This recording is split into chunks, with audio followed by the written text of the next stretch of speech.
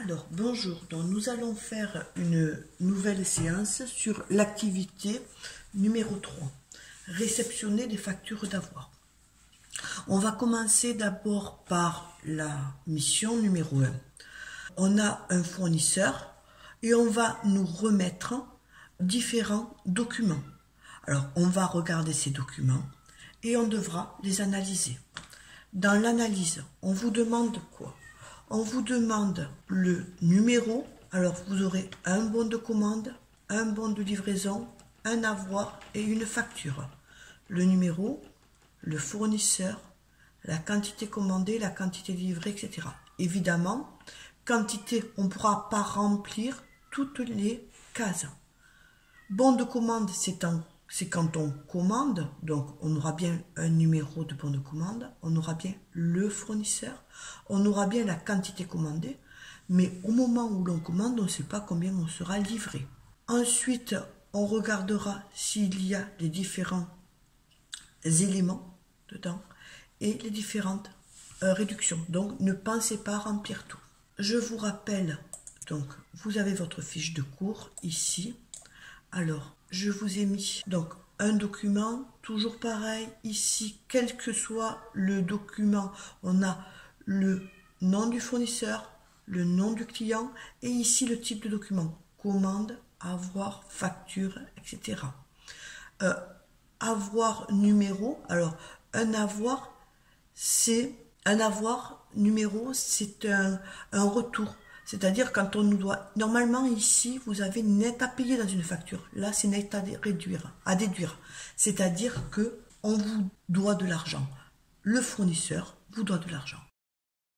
Alors, on reprend ma facture à la page 28. Donc, je dois analyser les différents documents. Ici, le premier document, vous voyez quel il est. Son numéro, de qui il a, les coordonnées du fournisseur. Donc là, on voit qu'il y a une particularité, au lieu d'avoir le fournisseur ici, ils l'ont indiqué ici. Après, les documents n'ont pas une forme obligatoire, donc ça peut varier.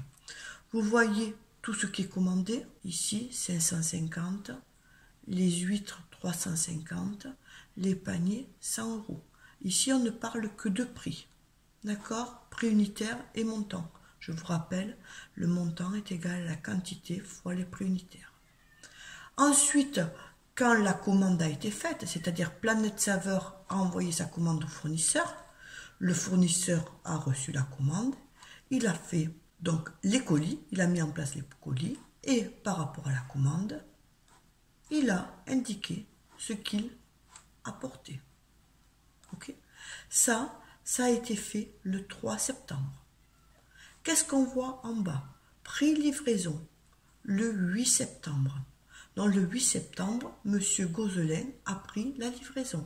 Et qu'est-ce qu'il a indiqué, M. Gozelain, le 8 septembre? 3 paniers abîmés. C'est-à-dire que sur les 100, il n'en a pas voulu 3. Le transporteur est reparti avec ces 3 paniers abîmés.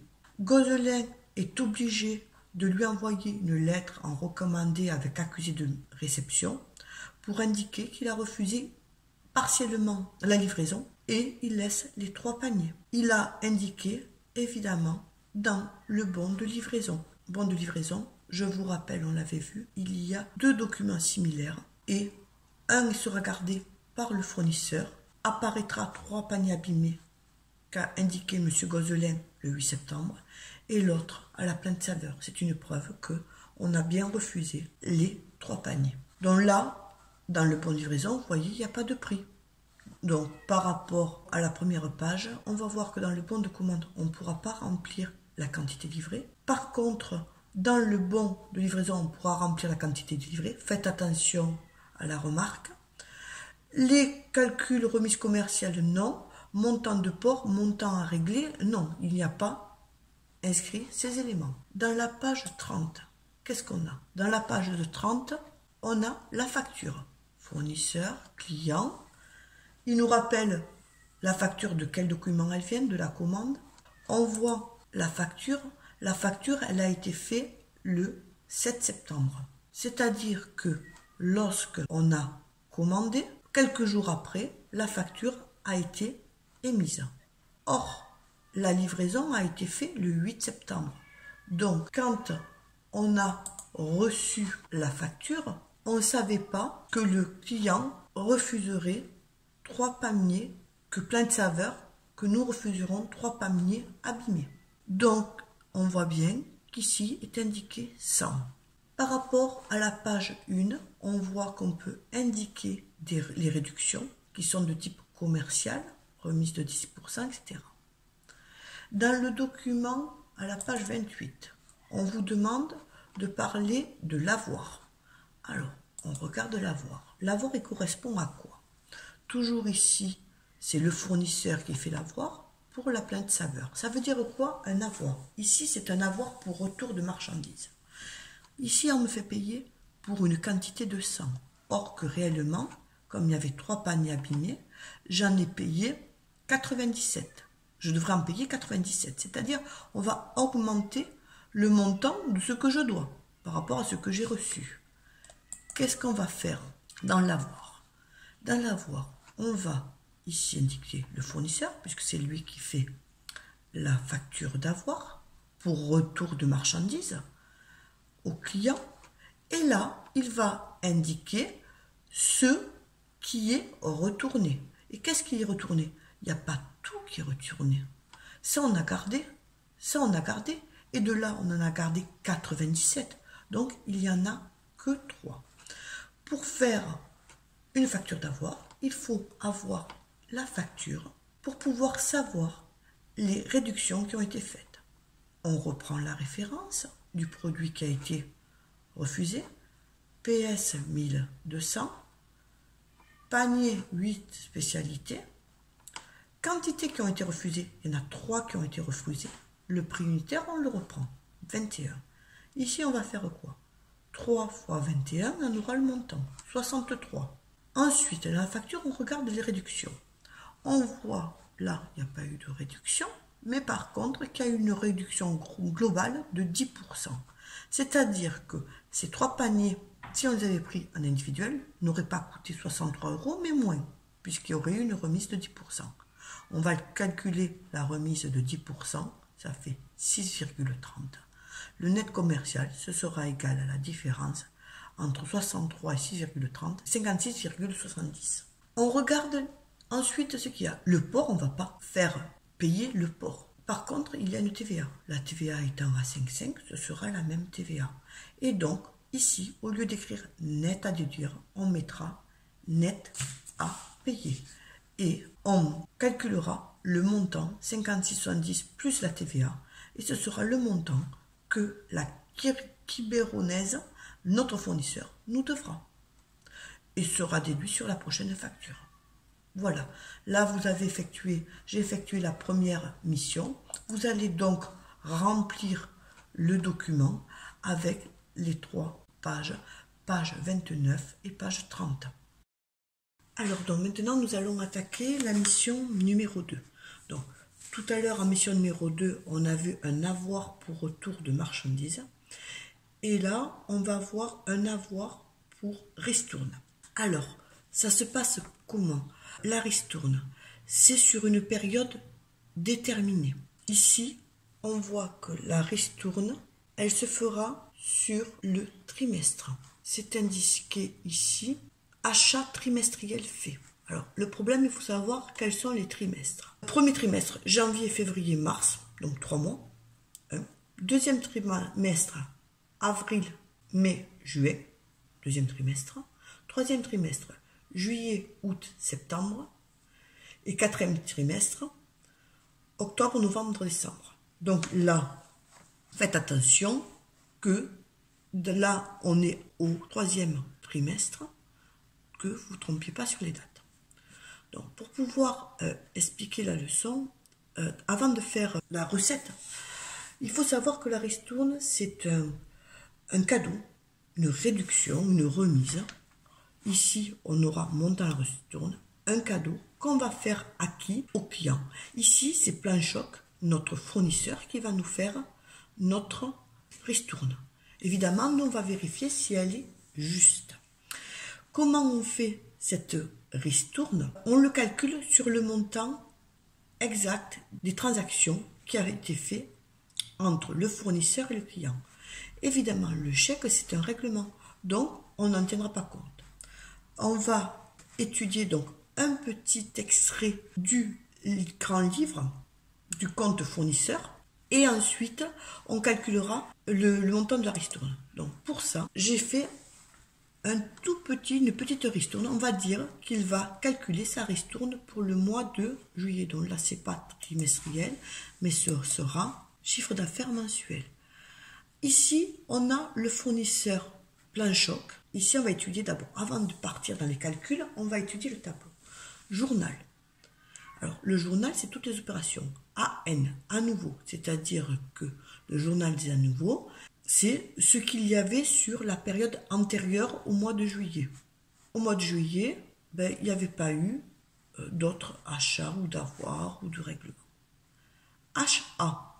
HA, ça ressemble à achat. C'est-à-dire, c'est un journal, un document dans lequel on va mettre toute la comptabilisation des factures d'achat ou d'avoir. BQ, BQ comme banque, c'est un document dans lequel on va mettre toute la comptabilité des opérations bancaires. Donc ici, on voit un chèque. HA, pareil, facture à voir. Le tableau, les dates, rangées dans l'ordre chronologique. Et ici, les libellés. Donc on va faire ligne par ligne. Dans le journal des âges nouveaux, au 1er juillet, est-ce qu'il y avait quelque chose qui était passé avant, une relation avec Plan Choc, style une facture qui n'aurait pas été réglée, style un règlement, un avoir. Là on voit 0, 0, donc cumulé 0, il n'y a rien. Par contre, le 5 juillet, qu'est-ce qui s'est passé? Il y a eu une facture numéro 05498, c'est-à-dire que nous, on est le client, nous avons acheté. C'est au crédit, c'est-à-dire qu'on a, ça on l'a vu en cours de comptabilité, on a une dette vis-à-vis de mon fournisseur, donc ce sera bien mis au crédit. Donc ici, la facture, on doit 3000 au 5 juillet, on doit 3175,55. Qu'est-ce qui s'est passé le jour suivant? Le 15-07, 10 jours après, il y a eu un chèque qu'on a fait qui était égal à 3175,75. Donc, on a réglé la dette. Pour la régler, une dette c'était au crédit. On va donc indiquer au débit un règlement de dette. Combien il me reste? 3175,55 au crédit, moins le débit, c'est égal à 0. Ensuite, qu'est-ce qui s'est passé le 19 juillet? Le 19 juillet, il y a eu une facture. Donc, j'ai acheté au fournisseur Plan Choc. Pour quel montant? 1529,75. Je ne l'ai pas payé de suite, donc j'ai une dette. Ici, comment je fais pour trouver le solde cumulé? J'avais donc, à la date précédente, j'avais 0. Et là, on va avoir une nouvelle facture. Donc, 0 plus 1529,75, ça me fera un montant de 1529,75. Ah oui, oui, oui, oui, oui, oui, oui. Ensuite, le 24 juillet, il y a eu un avoir de 274,30. Pourquoi c'est au débit? Parce que ça va diminuer le montant de la facture, ça va diminuer le montant de la créance. On ne devra pas 1529 puisqu'il y a 274,30 qu'on a refusé. Et on devra combien? Donc on prend l'ancien solde, 1529, moins le débit, plus le crédit. Donc moins le débit, 274,30, plus le crédit à 0, donc ça fera 1255. Donc aujourd'hui, grâce au compte fournisseur, je sais que au 24 juillet, je dois 1255,45. Ça, c'est l'étude du compte. Du fournisseur ou compte client, ça aurait été pareil. Mais là, moi, je veux calculer le montant de la ristourne. C'est-à-dire, le montant de la ristourne, c'est le cadeau que va m'accorder le fournisseur, parce que j'étais un loyal et bon client, et que je lui ai acheté beaucoup de choses. Donc, comment on va faire? On va prendre ce document, qui ne sert pas, en fait, à la base, à calculer la ristourne, mais on va en tirer les éléments importants. Donc, on a dit, c'est au mois de juillet. Là, on prend tout le mois de juillet. Vous le ferez pour le troisième trimestre, on prend les éléments, les factures. Ici, on me dit total des factures. Combien j'ai eu d'achats? Ben, j'ai eu 3175. Donc, je vais le marquer. Première facture, donc égale, comme je l'ai sur Excel, 3175,55. Puis, j'ai eu quoi comme facture? Ça, c'est un chèque, je m'en occupe pas. Hop, une autre facture. 1529,75.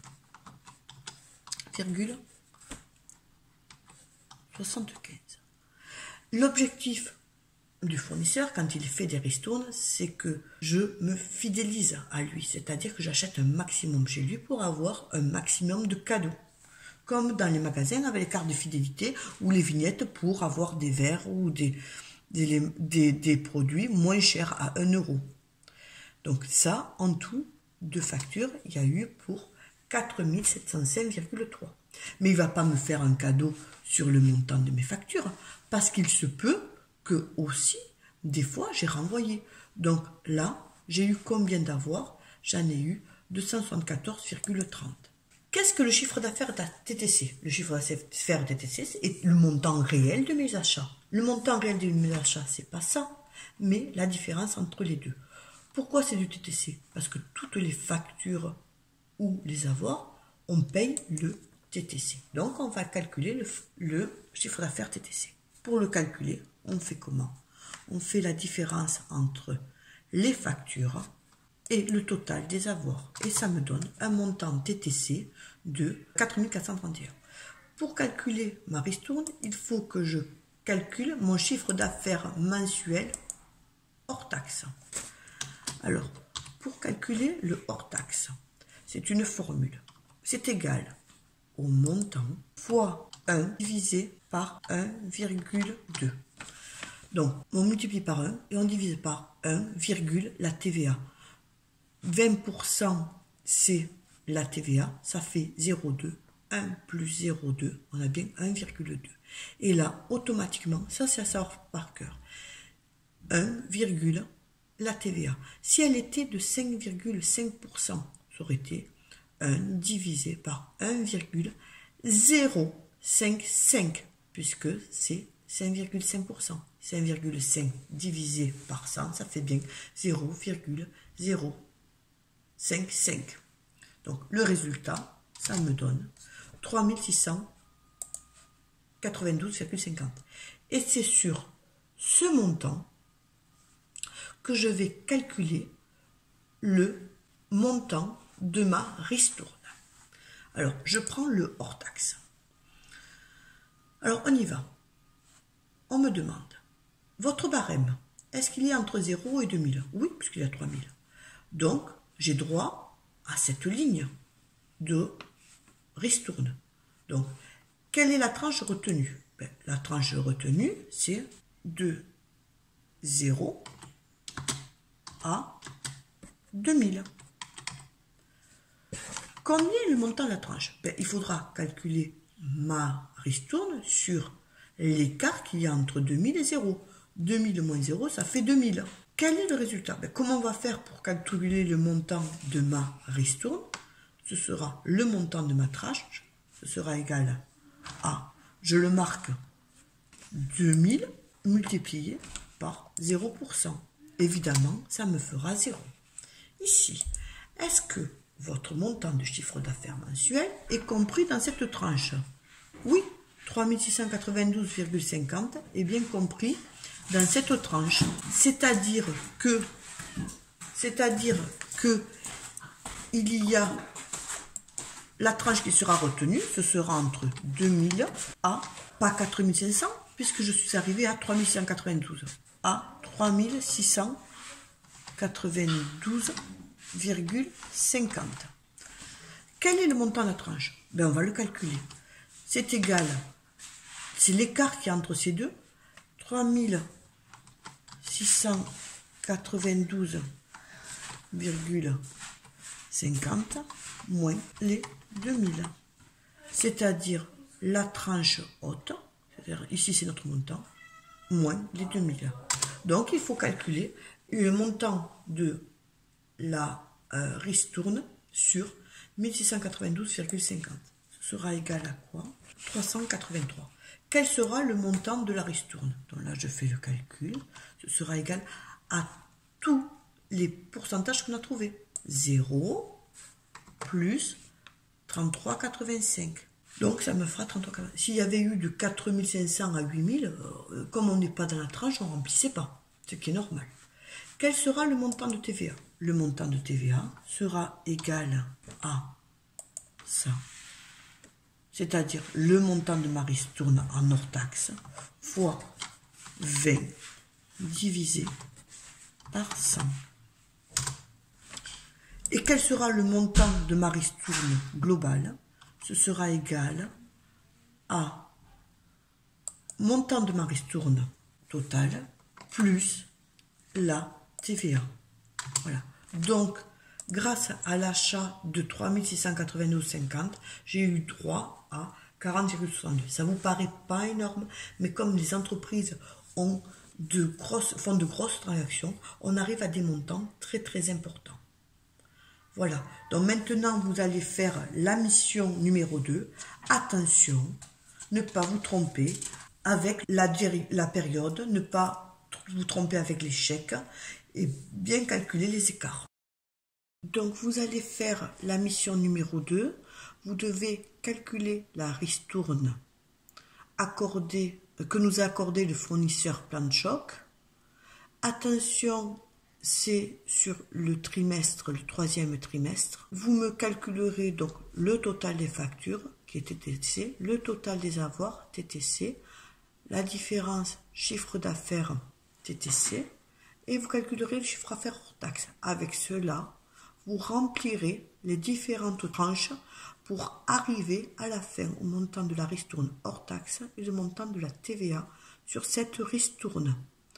Et on aura la ristourne totale que nous a accordé le fournisseur Plan de Choc. Quand vous avez fait ça, vous allez passer directement à l'application à la page 34.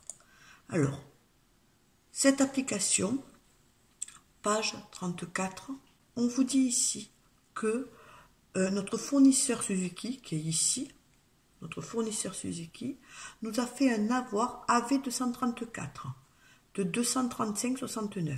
Cet avoir correspond à une remise trimestrielle de la période du 1er avril au 30 avril. Et Madame Linois nous dit, je pense qu'elle s'est trompée, que le fournisseur s'est trompé. Donc, il faut que vous le calculiez. Pour cela, on vous donne le relevé des transactions qu'on a eues avec le fournisseur Suzuki. Vous devrez, donc évidemment, il n'apparaît pas l'avoir AV234 qu'on doit vérifier, puisqu'on suspecte qu'il est faux. Donc avec ce compte fournisseur, vous allez me remplir, calculer le total des factures, le total des avoirs, le chiffre d'affaires TTC et le chiffre d'affaires hors taxe. Quand vous aurez votre chiffre d'affaires hors taxe, avec les différentes tranches, vous allez calculer le montant de cette ristourne. Là, quand vous avez de 0 à 4000, la petite flèche, ça veut dire quel est le montant de la tranche, l'écart, ce qu'on a vu tout à l'heure. D'accord? Attention, vous calculerez le montant des ristournes, qui se calcule sur le chiffre d'affaires hors taxe, le montant de la TVA et le TTC. Ça, c'est une petite note qui va indiquer au comptable l'erreur, parce que vous verrez que le fournisseur s'est trompé et notre ristourne est vraiment différente. Voilà. Donc, vous faites cette application que vous mettrez sur les fiches cerises. En titre, vous mettrez application numéro 1 de l'activité numéro 3. Alors maintenant, vous allez faire l'application numéro 2, qui est un calcul d'un avoir. On vous donne un mail qui nous a été envoyé par un responsable financier et qui nous dit que normalement on règle les factures à 60 jours et comme on a réglé au comptant la facture V7542, on l'a réglé au comptant, on nous offre un petit cadeau, une escompte conditionnelle de 2% sur cette facture. Donc on devra ici détailler les calculs de cet escompte. C'est un avoir puisque ce sera une restitution d'argent. Alors, on prend la facture en question. Donc ici, nous travaillons pour l'entreprise Bleu Évasion, on est bien le client. On a une facture. Les conditions de règlement étaient 30% à la commande et le solde à 60 jours. 30% ont bien été payés d'acompte à la commande et le solde, c'est-à-dire le net à payer, 38 385,75, lui a été pas payé à 60 jours, mais il a été payé de suite. Donc, c'est là-dessus qu'on devra calculer l'escompte. C'est un avoir pour escompte uniquement. Donc, dans le document, donc, vous identifierez ça. Alors, dans ce document, dans le détail, vous indiquerez le montant du net payé. Comme c'est du TTC, vous devrez le calculer en hors taxe. Donc ça, on sait le faire, on l'a fait pour la ristourne, de passer du TTC en hors taxe. Avec ce montant hors taxe, vous allez calculer l'escompte conditionnel, donc vous indiquerez escompte conditionnel, 2%, vous calculerez le montant de l'escompte conditionnel. Avec ce montant de l'escompte conditionnel que vous aurez calculé, les 2% sur le montant hors taxe, vous indiquerez ici, vous calculerez la TVA, qui est le même taux de TVA que le taux de TVA pratiqué dans la facture. Ici, il est à 20%. Et ensuite, vous additionnerez le total de l'escompte accordé et le total de la TVA. Ça me donnera le montant de l'avoir. Et là, on va bien un montant de l'avoir, un net à déduire et non un montant à payer, un net à payer. Cette application, vous la mettrez sur la fiche cerise avec application 2, activité numéro 3 en titre. Maintenant, nous allons attaquer la dernière mission, la mission numéro 3. Dans la mission numéro 3, on a un document qui s'appelle relevé de facture. Ce relevé de facture est un document qui est envoyé par le fournisseur au client. Alors, un relevé de facture, ce sont pour les entreprises qui payent à la fin, par exemple, du mois, d'une période bien définie, et dans lequel on aura un relevé de facture. Le fournisseur à la date d'échéance, donc dans le mois d'août, d'accord, vers la fin du mois d'août, va envoyer, même après le mois d'août, début septembre, va envoyer un récapitulatif de toutes les factures qu'il y a eu et les avoirs qu'il y a eu pendant la période pour demander au client, ici Planète Saveur, de régler la totalité. Comment se compose donc un relevé de facture? Le relevé de facture se compose dans une première partie, vous avez la facture, c'est mis dans l'ordre chronologique, facture avec le numéro et les montants TTC, c'est-à-dire les nets à payer. On fera un ensemble de total de doigts, qui vient du mot devoir, total des factures. Donc, au mois d'août, il y a eu une totalité de 8 238,43 € en facture. Par contre, il y a eu aussi des avoirs, c'est-à-dire des nets à déduire. Il y en a eu un le 2 août et un le 25 août. Donc, on va indiquer dans le relevé de facture, au-dessus les avoirs. Ici, vous indiquerez les avoirs qui ont été faits dans l'ordre chronologique et les montants. Et évidemment, on mettra la somme des avoirs. Le net à payer sera la différence entre le total des doigts et le total des avoirs. Le total des nets à payer et le total des nets à déduire. Donc, ça fait 8045,44. Dans la mission numéro 3, c'est pas notre problème en fait le relevé de facture. Mais on en a fait un petit point car si vous êtes amené à créer des relevés de facture ou à étudier, vous comprendrez leur utilité. Alors, quel est le problème? Le problème, il est autre. On vous dit qu'on reçoit ce relevé de facture. Évidemment, on est comptable. On ne va pas faire un chèque les yeux fermés de ce montant parce que le fournisseur nous l'a donné. Un comptable va aller vérifier que les factures correspondent toutes au bon montant, que les avoirs correspondent toutes au même montant. Et là, on a un petit doute sur l'avoir AV235. Et le comptable, comme il n'arrive pas à le retrouver, il a trouvé une facture de juillet. Alors, on vous la montre, la facture de juillet. Elle est là. Une facture du 20 juillet qui indique, lors du règlement, que le règlement devrait être payé au 31 juillet, normal, puisqu'il paye en relevé de facture à chaque fin de mois. Donc là, on est le 20 juillet, ça devrait être ça. Condition d'escompte de 2% pour règlement anticipé. Or, ici, qu'est-ce qu'a écrit le comptable sur la facture? Lorsqu'il a réglé cette facture du 20 juillet, il a réglé le 23 juillet. Donc, il devrait y avoir une escompte de 2%, c'est-à-dire il a payé cette totalité alors qu'il devrait payer 2% de moins. Donc, vous devrez, avec ce montant, voir si, lorsqu'on calcule le montant de l'escompte, on retombe sur nos pattes et on retombe sur le montant de l'avoir indiqué ici, 158,63. Non, excusez-moi. 34,36, c'est à voir. 34,36. Ici, on va prendre le montant à payer. Attention, c'est du TTC. On le transformera en hors taxe. On calculera dessus 2%. On indiquera le montant des 2%. On calculera dessus la TVA. On regarde la facture. Quel taux de TVA est en vigueur? Voilà.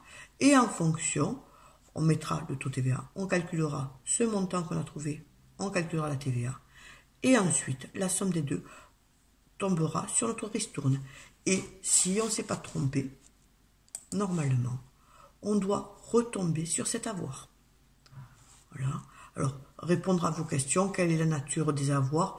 C'est un avoir pour escompte conditionnel, et ça, vous remplirez le document. Mais ce qui m'intéresse le plus, ce sera plutôt de calculer, de faire les calculs pour trouver le montant de l'avoir pour ristourne.